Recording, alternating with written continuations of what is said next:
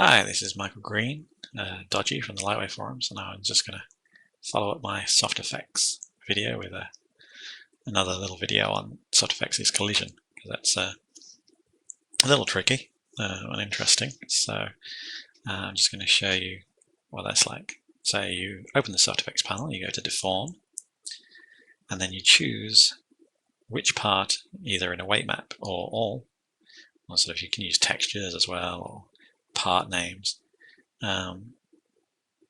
Which part to collision detect.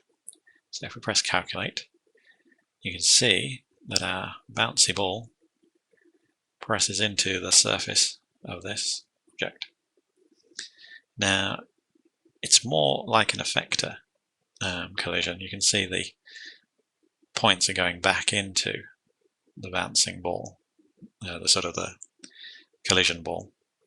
And then when it actually moves up, when we bend the arm, as it were, that it kind of swallows the object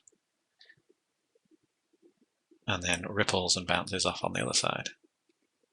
So it's both a plus and a minus there. You can use it as sort of knuckles if you want to within an object, a soft object, but you have to, if you want it to sort of collide, be not too fussy if it's just going in and out. So you just have to be a bit wary of that.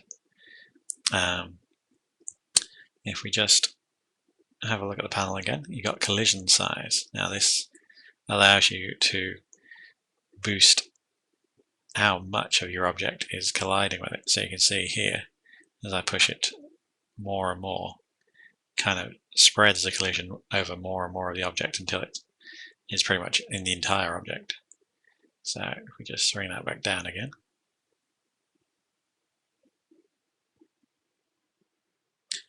You can also set it to fix particular points on the mesh by event. So that's a collision item which is set to event rather than bounce. So if I change it to event, press calculate, you can see it doesn't actually penetrate it or sort of collide with it now, but it freezes those points in place that pass through it.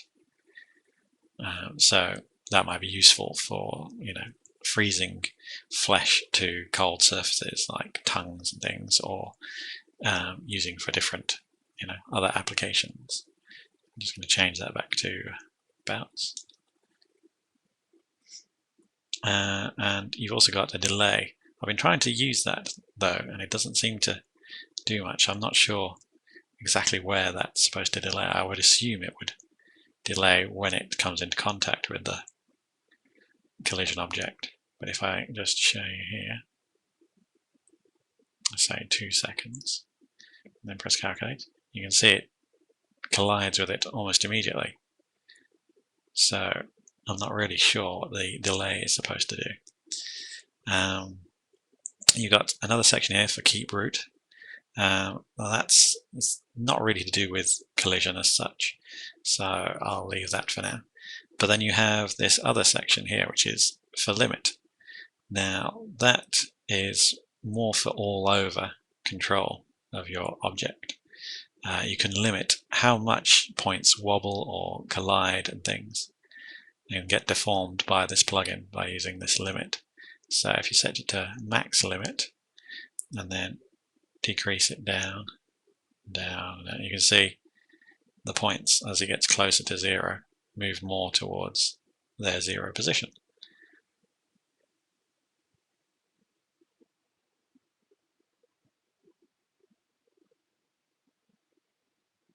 You can see again there it's keeping the points from moving too much. So if you've got a particular part that's wobbling too much, or going way over what it should be, you can use the limit size. You can also use the vector limit. Now this allows you to limit the movement in a particular direction. So you've got X, Y, and Z, so that's global X, Y, and Z point directions. And so if you don't want it to move in the X at all, you just perhaps want it to move in the Y, you can see it's changed the shape of the deformation quite significantly there if you take that off. go back to none, you can see it's pushing it out there. So y just going up in the y direction. You got x local, y local, z local, which of course would be based on object space rather than global space, which is what that is at the moment. Or x, y, y, z, zx. So if I set it to yz, again you won't get any of the deformation in the x. You'll just get it going up and down and forward and backwards. You've got xy locals, yz local, and so on. You've got object radius, which is sort of, I think, out from the center of your object. So my pivot point is there.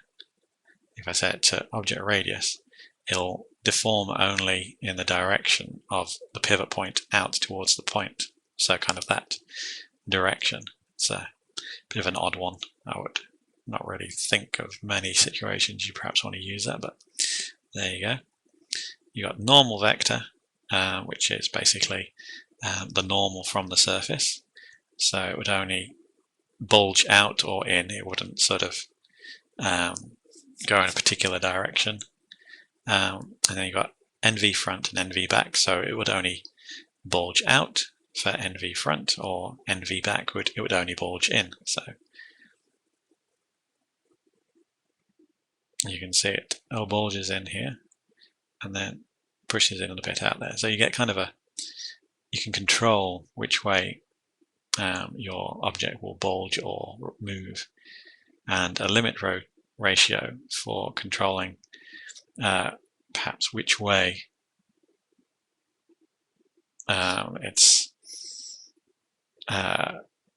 it's preferable to go in, as it were. So that's basically the collision for SoftFX. You can see it's okay. It's not perfect. I mean, it's not going to have any kind of, you're not going to be able to get perfect sort of collision, but it should be good enough that you can get away with it in a lot of cases, depending on how far you press your collision object into your SoftFX object. So if we set this to, say, a box and then do it, you can see it's sort of giving us very rough and ready wobbling there. There's a lot more sort of hard edges.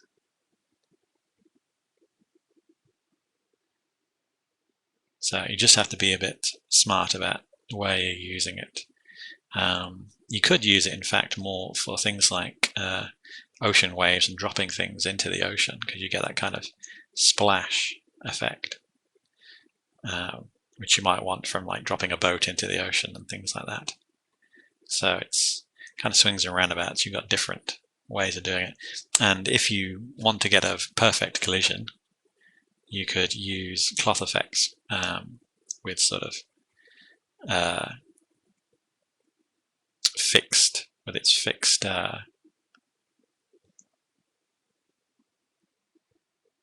hold structure value, which is here, which gives you kind of like a SoftFX effect, because it basically, hold structure attracts each point to its undeformed position. So you've got that option if you want. I think it calculates slower than SoftFX. SoftFX is very much a quick, cheat way of doing it, but it's still got its its uses, as it were.